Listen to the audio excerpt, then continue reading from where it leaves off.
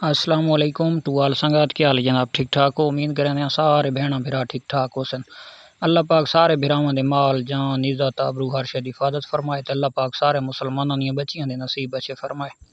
अच्छा मार्का तुसां दे पे सो के कोई चीज़ां मैं कटेंदा पिया तां अज असां जनाब गर्मी दा मिसाला तैयार करेंदे पिया जेड़े नू लाहौर गुजरांवाला ये वो दूसरे शहरां दे चटनी आखा वेंदा है, सब्ज़ चटनी। अच्छा मिसाला किसी किस्म का भी जानवर नू देओ फायदेमंद होंदा है, ज़बरदस्त होंदा है। जानवर दी मलाश वास्ते होंदा है, जानवर ज़रा चरा अच्छा करेंदा है।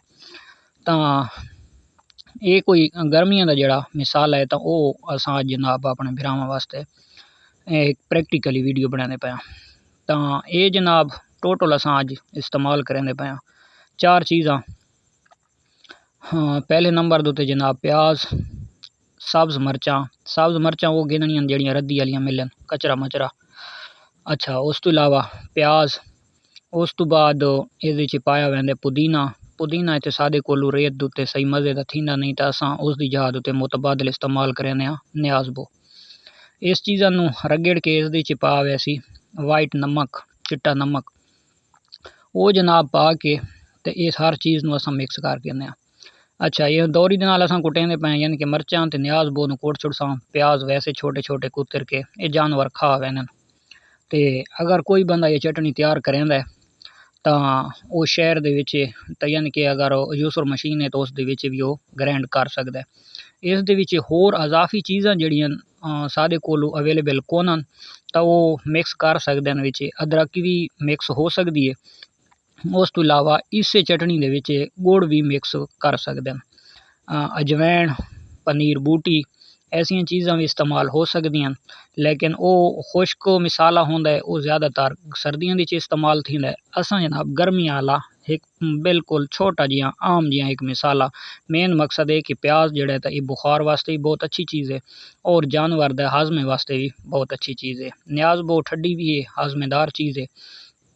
उस तो इलावा सब्ज़ मरच है तो सब्ज़ मरच भी बहुत अच्छी चीज़ है। ये भी जानवर दी बाहड़ नू ज़्यादा करेंदी है, बाहड़ वधेंदी है, यानी कि भुख जानवर नू लवेंदी है। तां ये हुण तुसां दे पे सो इ'यै कोई चीज़ां इन्हां नू असां जनाब कुछ थोड़ियां चीज़ां नॉर्मल ग्राइंड कीतियां, बकाया प्याज साबित सड़ छोड़न।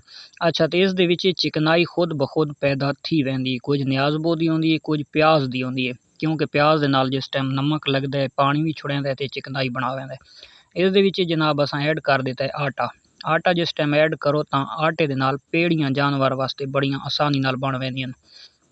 वो पेड़ी दा जितना साइज़ बनावना होवे तकरीबन एक रसगुल्ले जितना साइज़ बंदा बनांदा है तां वो पेड़ियां आटा मिक्स करन दे नाल बआसानी रल वैंदियां ते आटे दे नाल कोई नुकसान तो थींदा नहीं, फ़ायदा थी वैंदा। एक तां आटे दी खुशबू दे पिछों मरचां बहुत ज़हरीली चीज़ है ते जानवर ज़रा शौक दे नाल नहीं खांदा। तां तकरीबन जेड़े जानवर होंदे खासकर जेड़े ज़्यादा झुरमट दे विच होंदे तां वो जानवर कोशिश करेंदे कि खुद ब खुद खा वैंदे एक दूजे दी मुकाबले दे पिछों।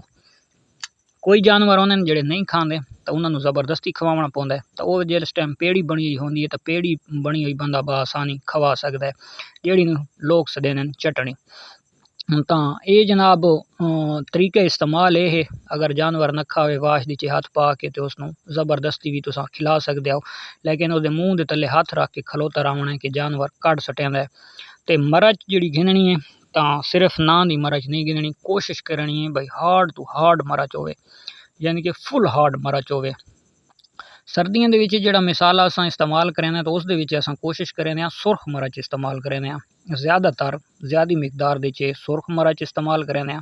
ते गर्मियां दे विच साडी कोशिश होंदी है कि सादी जेड़ी मरच होंदी है तां असां सब इस्तेमाल करेंदे आ। ते ये एक आम जी चटनी और आम जिहा एक गर्मियां दा फार्मूला है, मिसाला है। इस दे नाल जानवर दी बड़ी शौक नाल जानवर चारा करेंदा है, यानी कि उसदी बाहड़ वधदी है, मलाश नू भी कम करेंदा है, बुखार वगैरह दे उत्ते इस दे उत्ते भी कंट्रोल करेंदा है।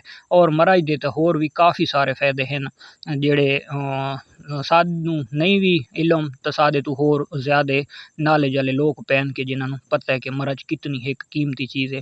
तां ये हुण जेल्ले झुरमुट दे विच आ वड़दियां तां अल्हम्दुलिल्लाह ये जानवर माशाअल्लाह कोई विचों आप खा वैन और जेड़े आप नहीं पे खांदे तां उन्हां नू बंदा नप के ते खवा छुड़ेंदा है।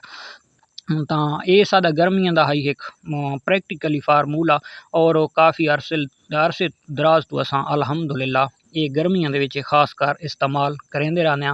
सर्दियां दे विच वैसे यानी कि जानवर जिस टाइम डिठा थोड़ा जिहा कम चारा करेंदा पिया, या गर्मी दे विच भी ऐसा होंदा है जानवर थोड़ा जिहा मुंह मोड़ी खलोता है तो बस थोड़ी जिहा सुर्ख मरचां थोड़ी जिहा नमक वाइट मिक्स करके ते जानवर दे मुंह विच अद्धी चमची पा दो तो उस दे नाल भी काफ़ी हद तक जानवर दे मुंह विच लालू जिहड़ी होंदियां ओही खत्म और जानवर शौक दे नाल चरा भी करन लग पैंदा है।